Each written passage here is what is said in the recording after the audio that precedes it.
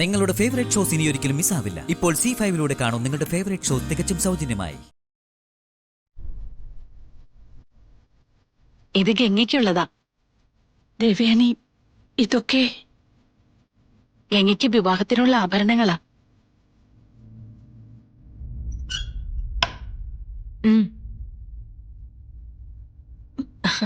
പിടിക്കേ.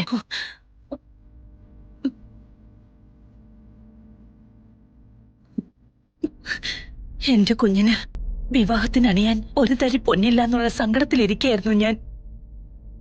ജാനകിയമ്മ എന്തിനു വെറുതെ അതൊക്കെ ഓർത്ത് വിഷമിക്കുന്നത്? ഗംഗ കൈലാസത്തിലെ കുട്ടി തന്നെയാ. ഈ വീടിന്റെ അന്തസ്സിന് യോജിക്കുന്ന രീതിയിൽ മാത്രമേ അവളുടെ വിവാഹം നടക്കൂ.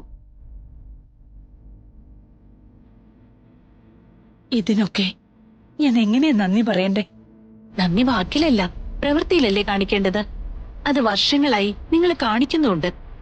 ഇപ്പോഴും മാളുവിന് വേണ്ടിയല്ലേ ഗംഗ സ്വന്തം വീട് ഉപേക്ഷിച്ച് ഇവിടെ വന്ന് നിൽക്കുന്നത്?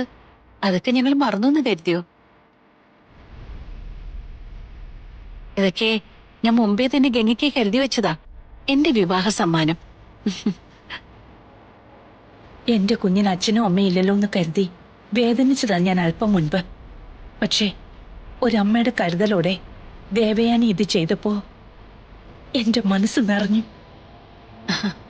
ദേഷ്യം വരുമ്പോ പലപ്പോഴും ഞാൻ ഗംഗയെ വഴക്കൊക്കെ പറഞ്ഞിട്ടുണ്ട്. അതൊന്നും സ്നേഹക്കുറവുകൊണ്ടല്ല, ഇവളോട് എനിക്ക് അവകാശമുള്ളതുകൊണ്ട് തന്നെയാ. ദേവയാനിയുടെ കാലിൽ തൊട്ട് അനുഗ്രഹം വാങ്ങുമോളെ. ഹാ, അതൊക്കെ ഇപ്പൊ എന്തിനാ? പിന്നെ എന്റെ അനുഗ്രഹം എപ്പോഴും ഗംഗയ്ക്കുണ്ടാവും.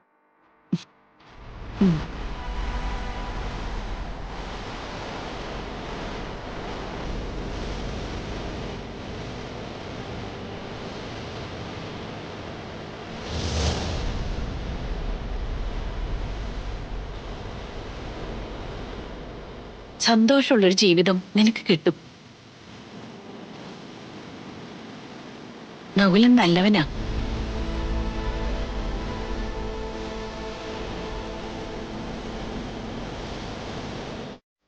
ആ ഒരു പ്രാർത്ഥന എനിക്കുള്ളൂ.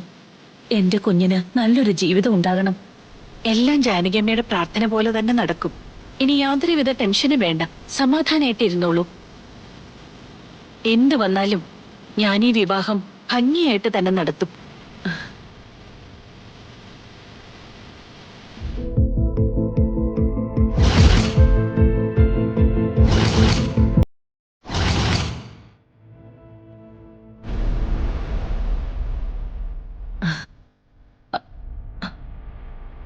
ഇത് നിനക്കുള്ളതാ.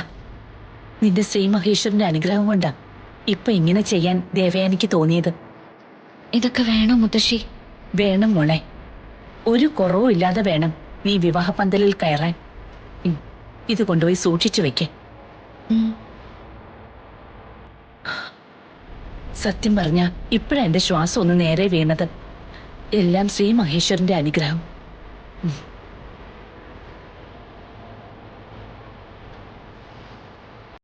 ഡൗൺലോഡ് ചെയ്യൂ C5 ആപ്പ്. കാണൂ എല്ലാ എപ്പിസോഡുകളും സൗജന്യമായി.